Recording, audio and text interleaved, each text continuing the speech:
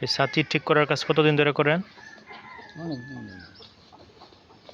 এই কাজ করে এখন পোষায়? হুম? এই কাজ করে এখন পোষায়? চাই। হ্যাঁ। ফেরিঘাট কোন পাশে বাড়ি মোবাইলের?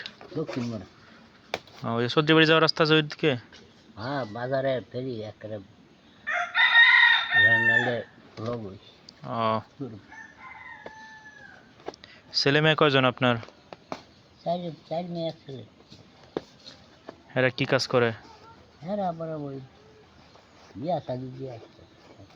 সবাই আলাদা খায় যার যার মতো? হ্যাঁ, একটা ছেলেই তো।